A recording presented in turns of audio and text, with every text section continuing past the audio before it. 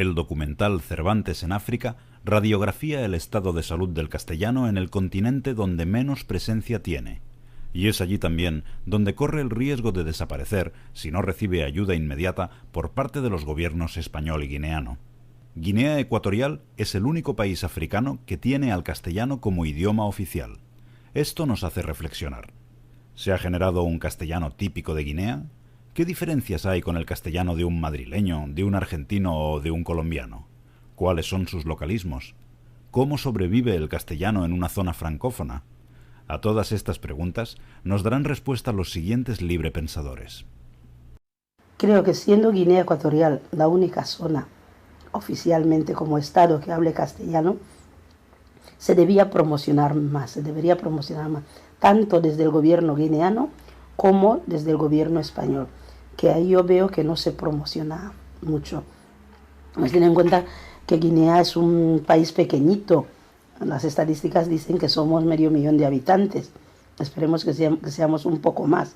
Pero las zonas fronteríferas, Gabón, Camerún, incluido Nigeria, cuando tienen interés de que se hable castellano en su entorno, ya sea sus hijos, su mirada era Guinea. Tiene que ser Guinea a la fuerza, se tiene que potenciar y a partir de ahí, porque aun cuando yo digo que hay una demanda, pero es una demanda como lengua extranjera, que haya demanda de inglés.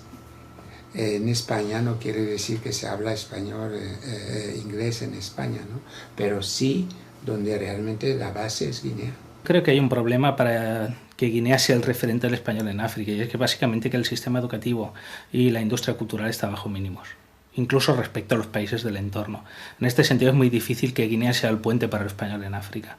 Una cosa tan sencilla como los estudios de literatura en español son mucho mejores en un país francófono como Camerún que en Guinea. Es una cosa tan reveladora como esta. Hay muchos más expertos en literatura guineana en Camerún que en Guinea.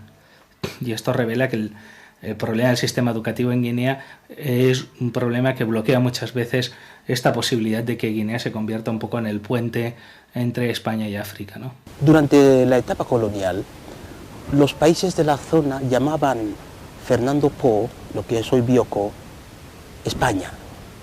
Decían van a España, para decir que iban a Fernando Po.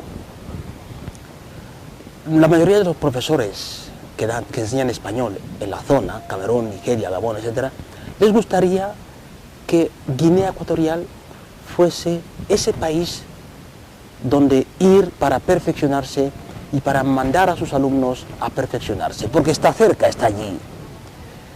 Sin embargo, se han dado cuenta de que no puede ser, porque el español que se habla allí es malísimo. Entonces, no es responsabilidad de España, ya, porque somos un país independiente. Es responsabilidad del propio país, de los gobernantes del país, para que el español se proyecte hacia África. No es de España ya. Entonces, esos profesores están como abandonados, se sienten abandonados. ¿Por qué? Porque sencillamente ven como el hecho de que no puedan salir de Camerún, por ejemplo, de Nigeria a España, porque es costoso, les impide actualizarse a nivel comunicativo, a nivel gramatical, a nivel lingüístico, porque el español que se habla en Guinea Ecuatorial es malísimo.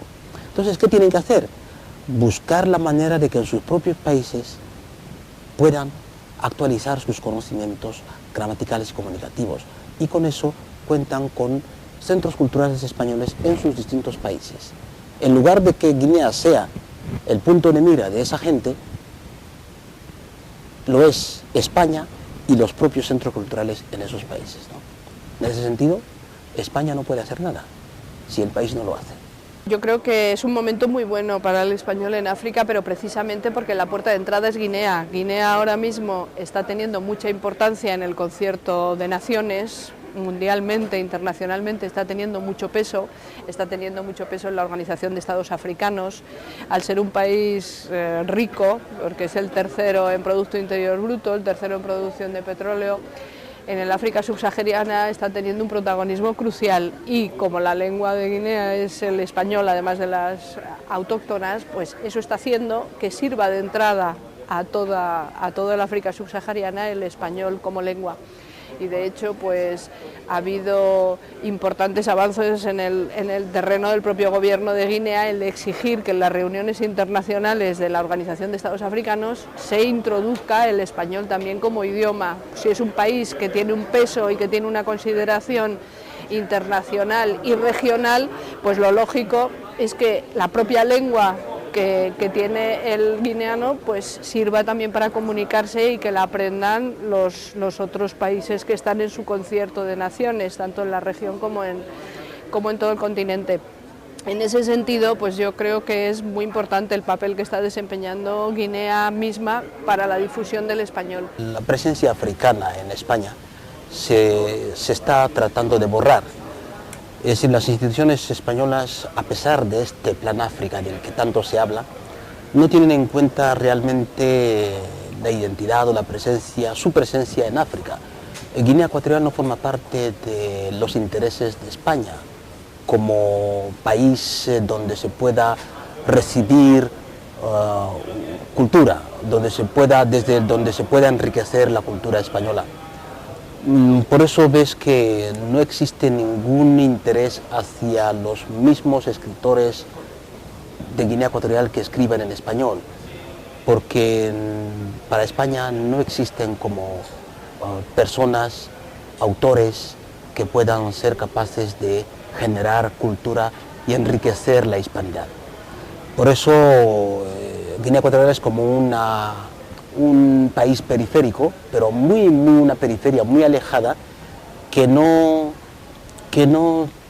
tiene en cuenta, no tiene en cuenta su participación en esta hispanidad. Latinoamérica, ¿qué es Latinoamérica? Sino descendientes de españoles. Es lógico que se identifiquen más con sus descendientes. Es una realidad, que nos duela o no, se identifican más con los latinoamericanos porque en el fondo son sus descendientes. Con África Negra se habla, pero no se hace nada. Pero Guinea es un punto clave para el castellano ahí.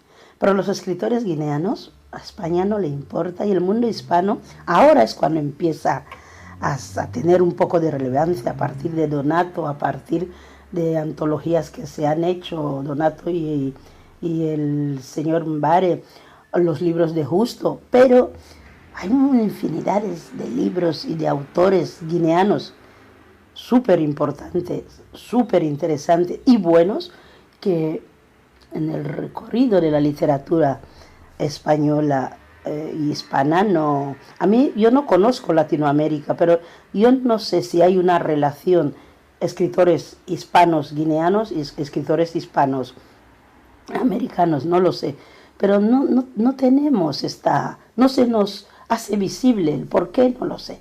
Guinea tiene un problema, que es un país tremendamente pequeño, claro, frente a un país como México, que es un gigante absoluto.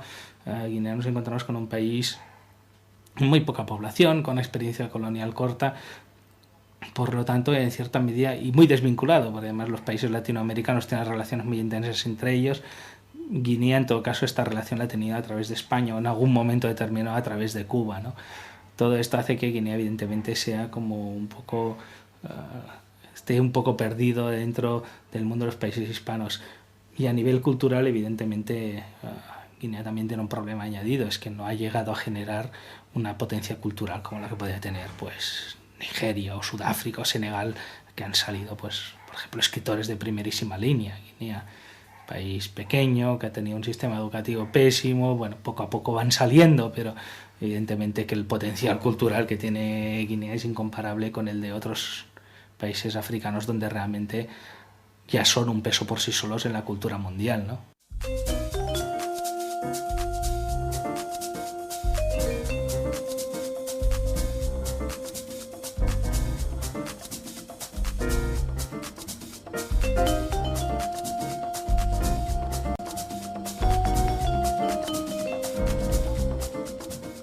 Tiene un español muy bueno, tiene un español, Por ejemplo, tiene un español cotidiano que es fantástico, tiene unas expresiones, tiene una vitalidad y una fluidez increíble, que curiosamente es un tipo de lenguaje que no ha llegado a la escritura. Prácticamente todos los escritores que escriben en Guinea escriben un español muy normativo que no refleja el español guineano de la calle.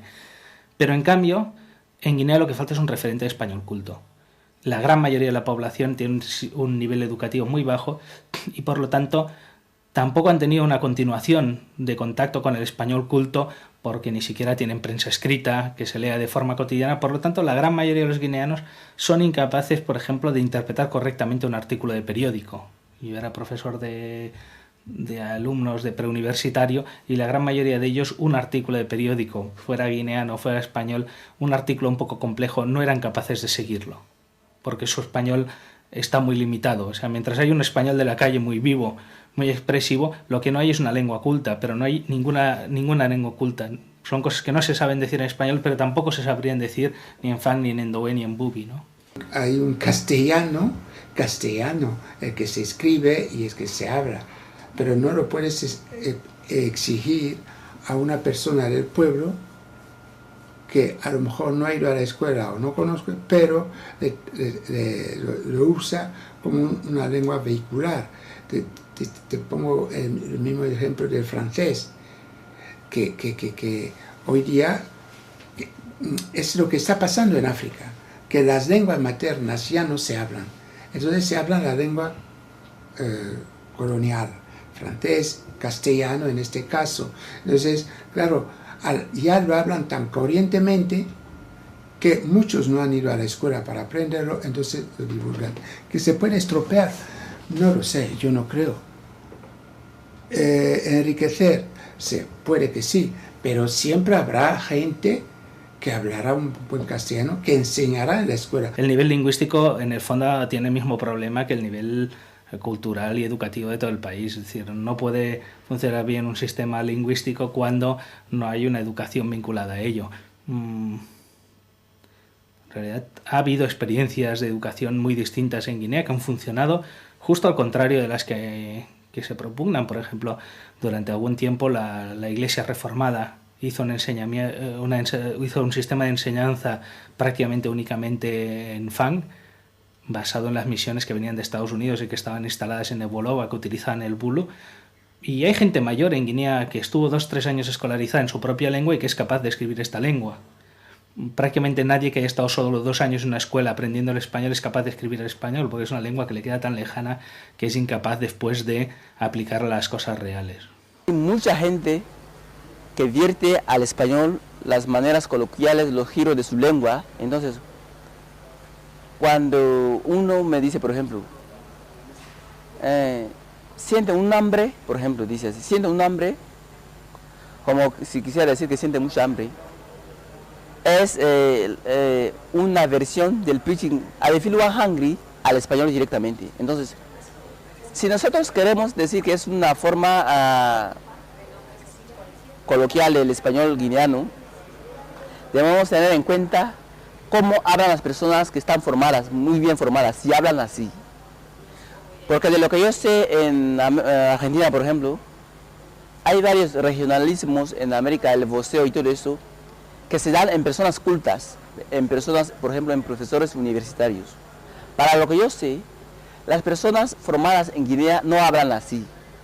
Por eso, yo creo que eso no es un giro propio de Guinea, sino una mala asimilación del español. Es propio de la alfabetización incompleta, es propio de la formación primaria incompleta de la mayoría de la población. Es decir, la gente que ha podido ha ido a la escuela, pero no ha completado la escuela, la formación primaria, ni la formación secundaria. Entonces, eso hace que el español que se habla en Guinea Ecuatorial sea un español incompleto, ¿vale? Es un español de un nivel basilectal, de bajo, un nivel bajo totalmente para resolver los mínimos problemas comunicativos.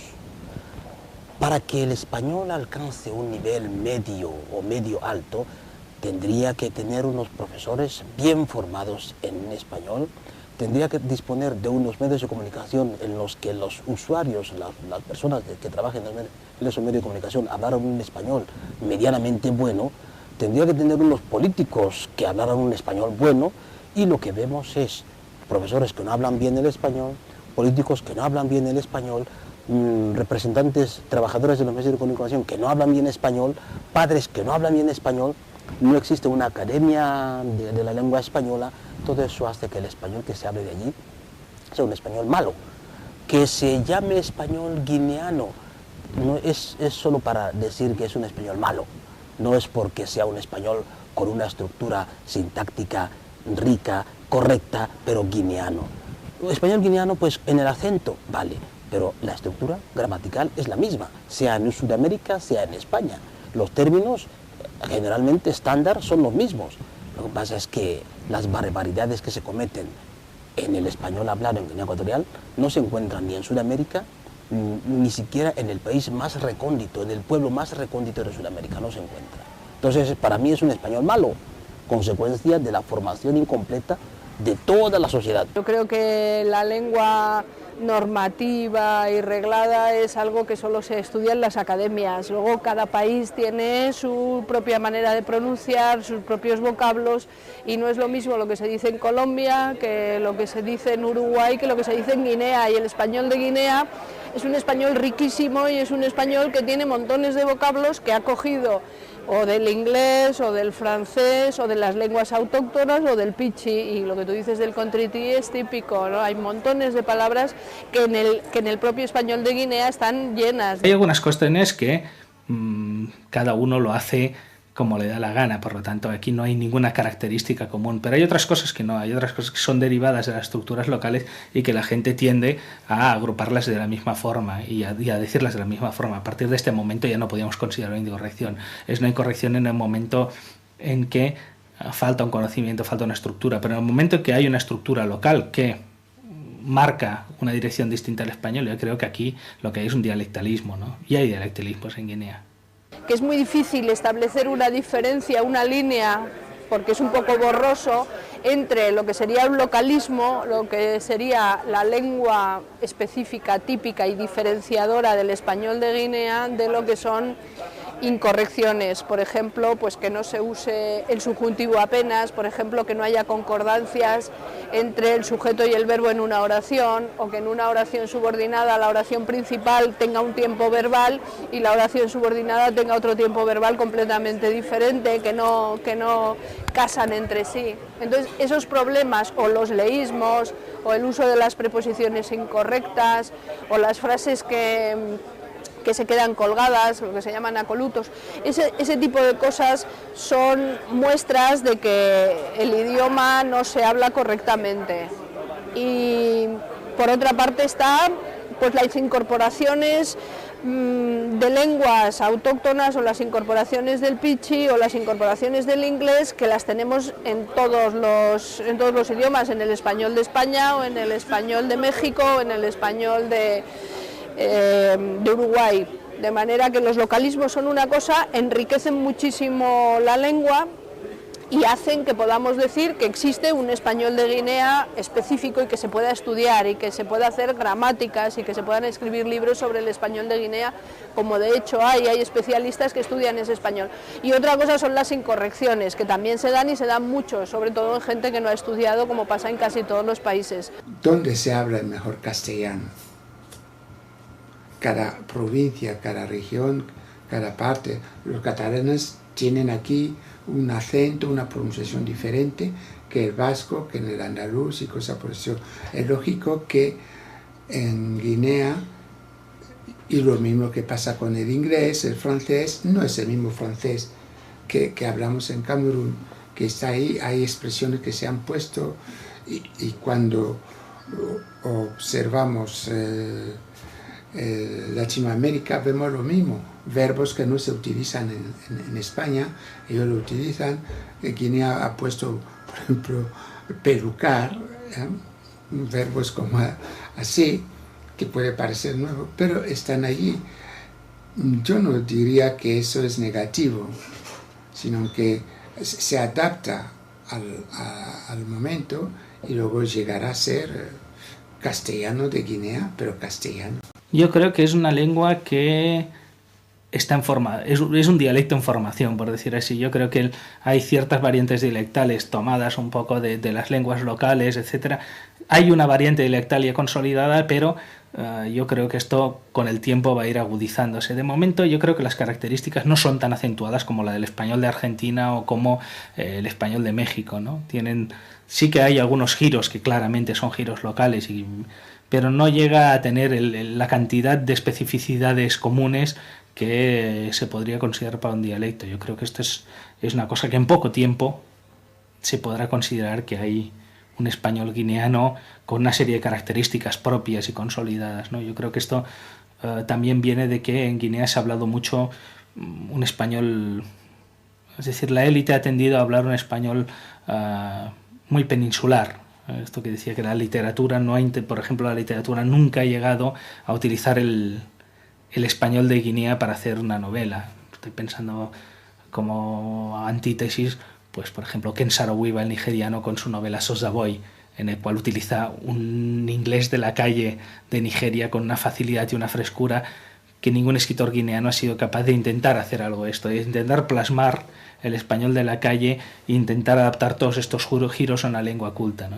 Guinea se quedó como se ha quedado creado como dos lenguas, una margen de la otra. Una es el español culto, que es una imitación práctica del español de la península, y por otro el español local, que es muy rico y muy vivo, pero que nunca se ha fijado, no se ha traducido nunca en una estructura lingüística consolidada. En Guinea se hablan varias lenguas autóctonas, entonces una cosa es la lengua que se estudia en el colegio o en la que se hacen los estudios en la universidad, y otra es la lengua de la calle. Y la lengua de la calle es una lengua que es más fácil porque está muy cerca de las lenguas autóctonas, es una mezcla, y es un pidgin, que en Guinea se llama pichi, y que todo el mundo lo entiende. Lo entienden los Fang, lo entienden los Bubis, por lo menos en Malabo o en la isla, en Bioko.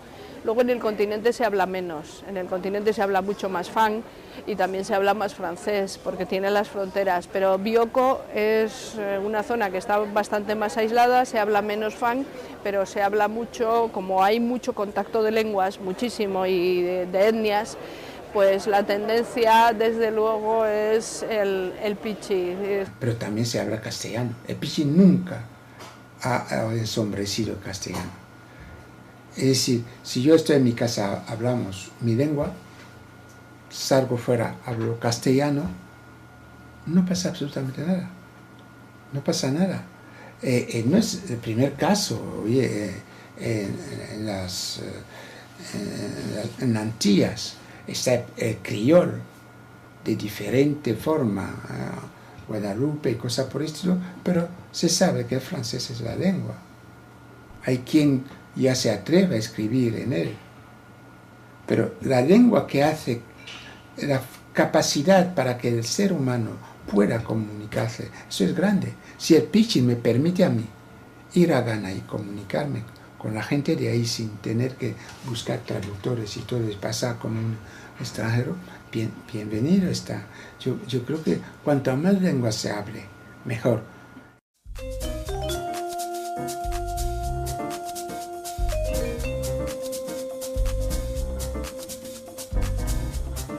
Uno de los problemas es que hay un absoluto complejo por parte de los guineanos de utilizar sus lenguas. En primer lugar, porque ni tan solo las designan como lenguas. Mucha gente habla de ellas como dialectos, de forma absolutamente peyorativa. Entonces hay gente que lo está dejando de hablar, sobre todo en las comunidades más minoritarias. Hasta hace unos años era impensable que un padre Fang hablara en español a su hijo. Hoy en día hay algunos, ¿no? Y hay algunos que incluso ni tienen un gran español y siguen hablándole en español a su hijo. Esto me preocupa porque creo que no es el sistema para conseguir un buen sistema lingüístico. ¿Qué está pasando, por ejemplo, en Camerún? En todo el poblado nuestra lengua ya no se hablan. Entonces la gente, todo el mundo, viejos, ancianos y niños, hablan francés. Sí se potencia el castellano, las lenguas autóctonas, Bubi, Fang, Doe, Bisio, incluso las Nobones, no, porque ya en Guinea, en círculos cerrados, la gente no potencia esas lenguas.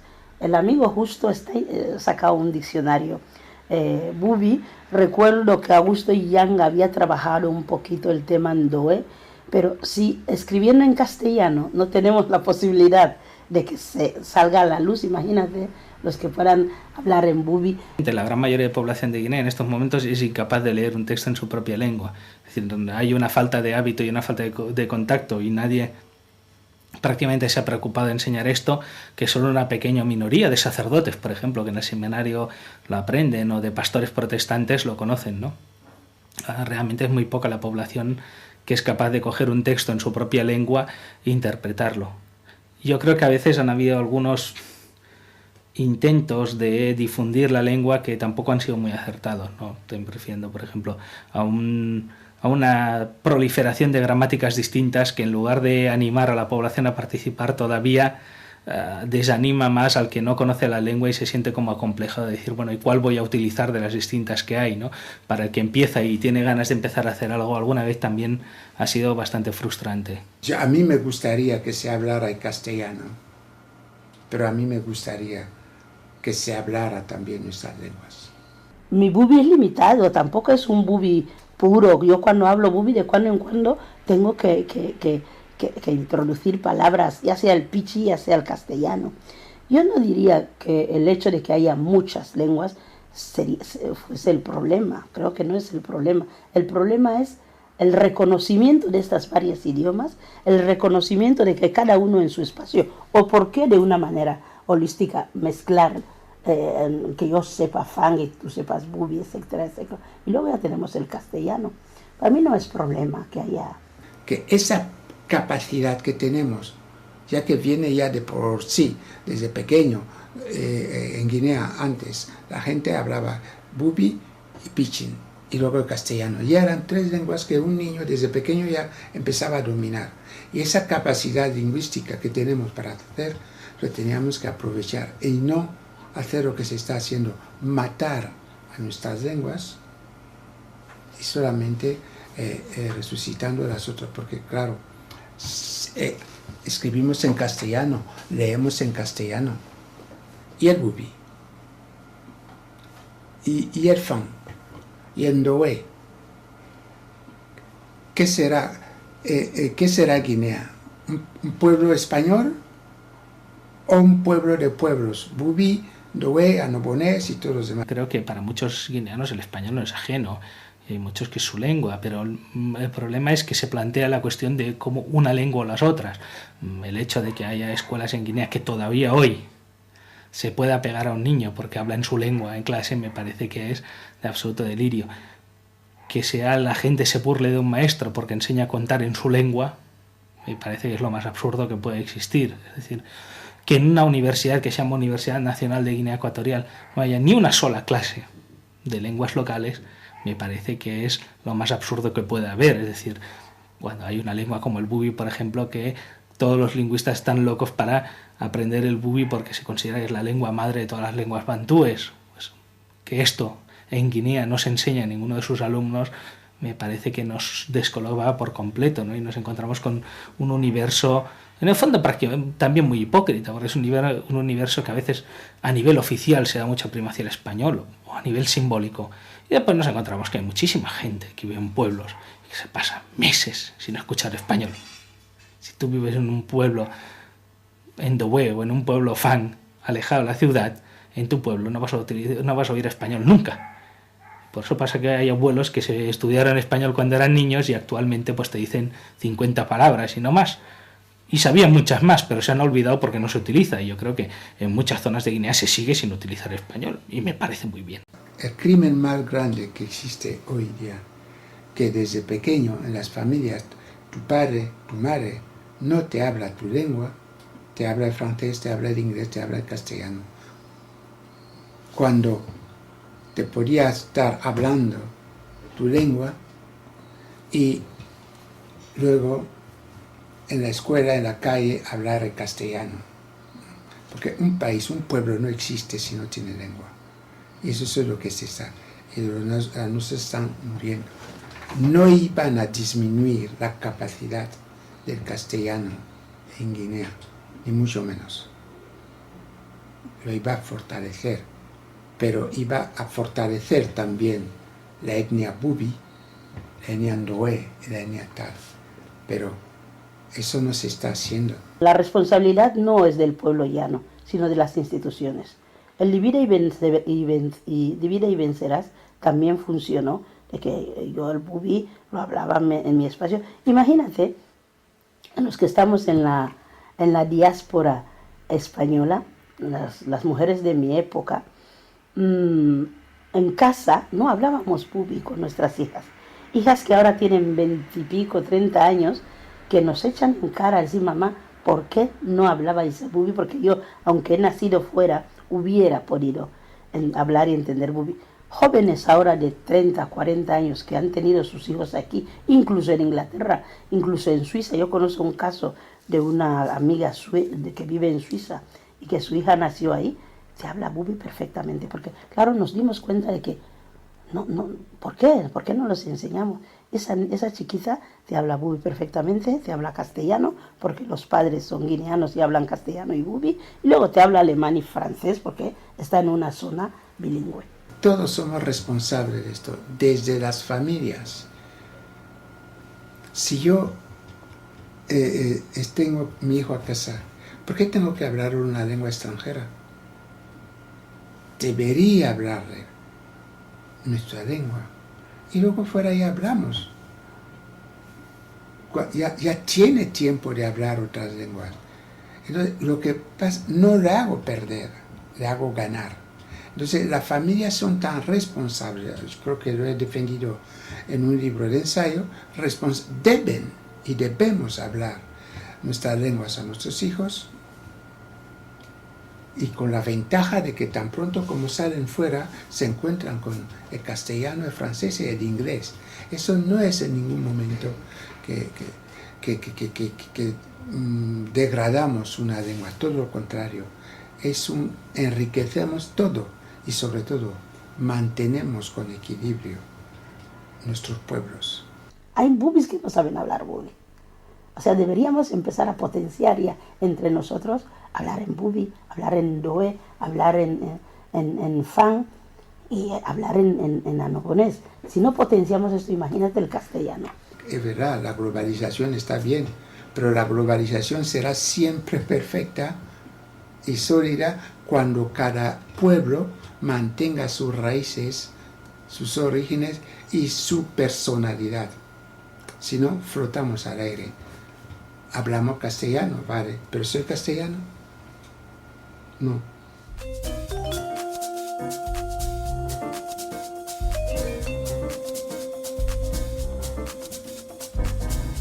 Determinados países han apostado por políticas de bilingüismo, incluso de potenciar la lengua local, y hay experiencias que han funcionado muy bien. La experiencia de Ruanda. Ruanda es un país en que se habla francés y kinyarwanda, y en realidad, bueno, incluso la mayor parte de los extranjeros instalados en el país hablan kinyarwanda, porque es una lengua perfectamente normalizada. El caso del malgache es muy parecido. El caso del malgache es una lengua que tiene su prestigio, que muchas de las actuaciones oficiales se hacen en malgache y no crea ningún problema. Y todavía más normalmente en los países anglófonos. El caso de Nigeria, por ejemplo, la Universidad de Kano, la Universidad de Kaduna, tienen algunas publicaciones científicas en Hausa y es una lengua perfectamente reconocida, ¿no? Yo creo que normalmente tenemos una imagen de una África con la lengua oficial colonial, pero a la hora de la verdad hay muchos países que no es así, y países numéricamente muy importantes, como Nigeria, como Sudáfrica, como Etiopía. En Cataluña, o sea, hablamos catalán aquí, escribimos catalán aquí, pero eso no quiere decir que no hablamos castellano. Y cuando llegamos allí hablamos. ¿Por qué no se hace? Yo he estado muchas veces en Suiza. La parte alemana, oye, se habla alemán. Hay alemanes que son suizos que no saben mucho de francés. Y en las partes francesas se habla. Te quiero decir que no necesariamente privar una parte, pero sí, por ejemplo, una parte fan, en las escuelas de ahí, hablar de asignaturas fan. En la parte bubi, en los pueblos bubi, obligatoriamente los alumnos que están ahí aprender bubi. sean bubis de sangre o no bubis, con tal de que aquí no discriminan que porque tú eres negro no aprendes catalán, no. Entonces, es siempre un enriquecimiento. Entonces habrá castellano, habrá bubi, y la persona que ha venido que no es bubi de sangre sabrá hablar bubi y sabrá hablar castellano, habrá aprendido algo de más. Los problemas en Guinea para imponer una lengua que no sea el español justamente es que hay una diversidad de lenguas en la que no hay acuerdo. La ventaja, por ejemplo, en la población que habla suajili es que el suajili no es la lengua de nadie en particular. El suajili es una lengua de contacto, es una lengua que es la lengua de hablarse entre ellos, una lengua franca, por lo tanto nadie se siente dominado por el hecho de hablar suajili. Por lo tanto ha sido una lengua de fácil implantación como el lingala, que también es una lengua de contacto. Y en otros países ha sido muy fácil porque era la única lengua. Es el caso de Madagascar o de Ruanda, que solo hay una lengua, o al menos una amplísima parte de la población habla una sola lengua. Aquí no había conflicto sobre qué lengua escoger, ¿no? En el caso de Guinea, evidentemente esto causaría más problemas. Pero es muy curioso porque nos encontramos con el hecho de que tampoco ha habido ningún intento prácticamente de normativizarlo, y los pocos que han salido en estos momentos, por ejemplo, el único sitio donde se dan clases de Fang y de Bubi son en los centros culturales españoles. No hay ningún organismo del gobierno guineano que lo enseñe, pero ni ahora ni en tiempos de Macías, que en teoría se defendía la lengua Fang. No hubo ningún intento serio de hacer una política lingüística de defensa del Fang tampoco. Se hablaba comúnmente en las oficinas oficiales, pero tampoco hubo nunca una política sistemática, organizada, inteligente. Jamás existió.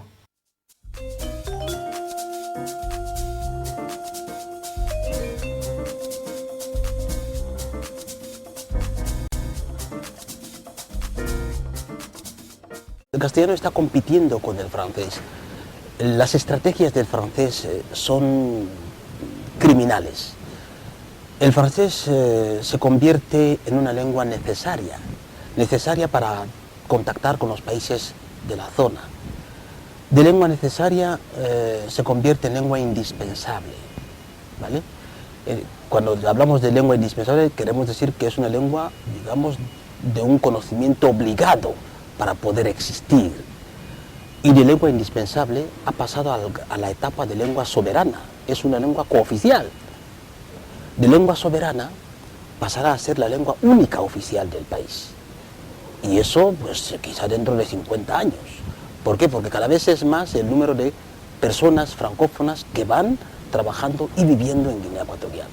Y si a eso le sumamos la vuelta de los refugiados de Guinea Ecuatorial que viven en Gabón, en Camerún, etc., comprenderemos que dentro de 50 años, si las cosas siguen como están, el francés se convertirá acabará siendo la lengua única, en detrimento del español. Si a eso le sumamos también que los políticos actuales, a cuya cabeza está Obiang, están tratando de incorporar el portugués como lengua oficial, comprenderás que el español estará luchando contra el francés, contra el portugués. No puede luchar contra esas dos lenguas. Son muy poderosas en África. Acabará desapareciendo. Al contrario, el francés está en retroceso en África, y eso es una cosa que el propio organismo en Francia encargado de la difusión del español, lo que sería la contraparte o lo comparable, mejor dicho, al Instituto Cervantes en España, ellos saben que están retrocediendo en África. En África está avanzando mucho el inglés y está avanzando lentamente, pero está avanzando el español. Sin embargo, el francés está retrocediendo de una manera bastante clara en todo África. Te extrañaría entrar en un país anglófono de habla inglesa o francófona como el mío, y ver que y encontrarte con 2, 3 jóvenes o 4, un grupo de jóvenes, hablar solamente en castellano.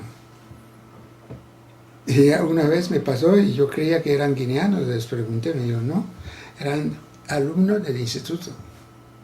El francés en estos momentos es una lengua que en Guinea está en retroceso. El francés tuvo un papel protagonista por, yo creo, 2 motivos, claramente. Un motivo es que muchos guineanos salían fuera, sobre todo a Gabón, y a partir de aquí aprendían francés, y cuando volvían hablaban francés, y gracias a que los inmigrantes francófonos están en Guinea, pues tenían un cierto contacto. Y por otra parte, a nivel de que las políticas oficiales Yo creo que con un sentido claramente político de jugar con España, en cierto momento promocionaron la oficialidad del francés, que nunca ha sido real.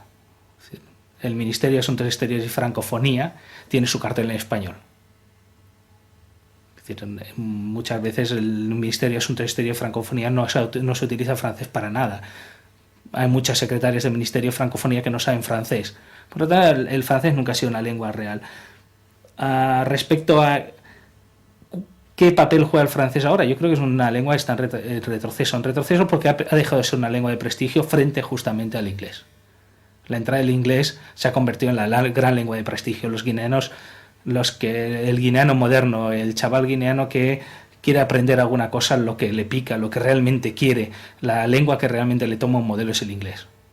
Es el inglés porque es la lengua del petróleo, es la lengua de los dólares, es la lengua del dinero, y hay muchos chavales guineanos que se están volviendo locos para estudiar inglés. Y en realidad la élite lo propicia cuando envía a sus hijos a estudiar a Estados Unidos, a Sudáfrica.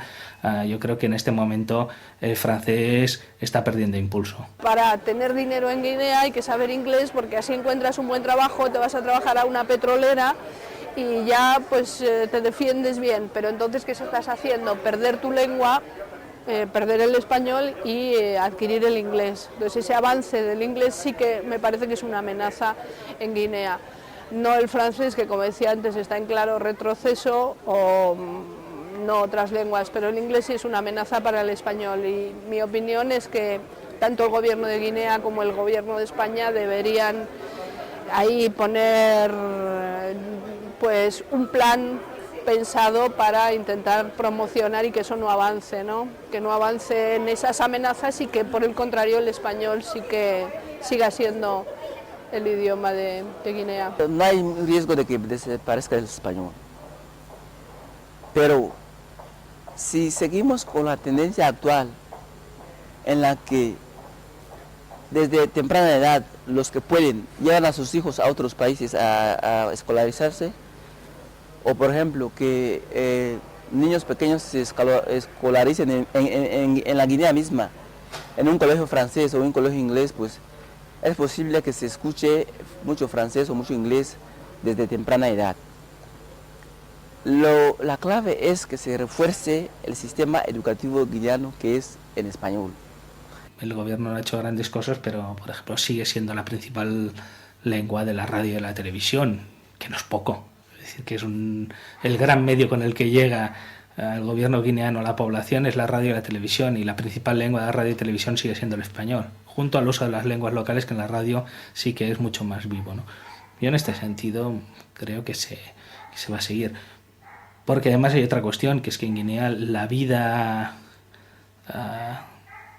de los colectivos cada vez está más mezclada. Es decir, hasta ahora en el continente el predominio del Fang era muy absoluto. En la isla, entre los habitantes de la isla era mucho más predominante la utilización del pichi. En estos momentos en que hay grandes cantidades de población del continente que van hacia la isla, también en cierta medida tienden a desplazar el pichi y a ocupar este espacio el español. El espacio de la comunicación interétnica que ocupaban el Fang en el continente y el pichi en la isla, cada vez lo ocupa más el español. El castellano es la primera lengua, la lengua principal. Y luego ha habido cuestiones políticas que no voy a entrar, que han hecho a que el francés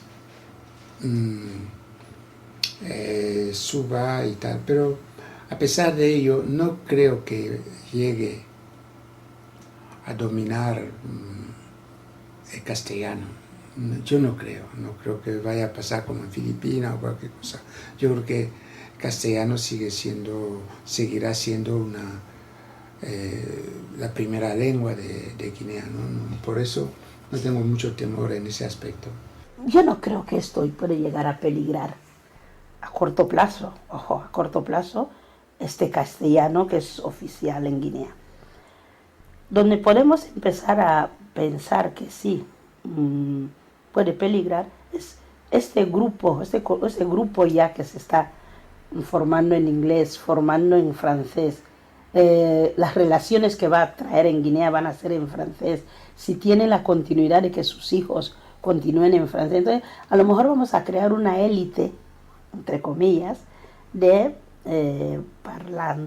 que hablen el francés o hablen el inglés. Pero este otro grupo de español, castellano, yo creo que sí, que perdurará, digo yo, no sé. El castellano no corre ninguna prisa, porque el castellano es una lengua capitalista como el francés y el inglés, y la gente quiere hablarla para obtener salidas. No veo personalmente ningún peligro, no tendrá. Y cuando Guinea, y como está viendo, que también tiene mucha demanda, y él también lo favorece, porque los estudiantes de otros países, en vez de venir a España, van a Guinea, económicamente también lo favorece. Entonces no lo podrá dejar morir. Nunca. En África existen del orden de 1000 a 1300 lenguas nativas. Las lenguas de relación son las más frecuentemente utilizadas. Las lenguas internacionales con más presencia son el francés, el inglés, el árabe y el portugués. Con este panorama lingüístico, ¿tiene cabida el castellano? ¿Sobrevivirá o acabará desapareciendo del continente africano? Cervantes en África. A, B, D, E, F, G, H, I, J, K, L, M, N, O, P, R, S, T, U, V, W, Y, Z.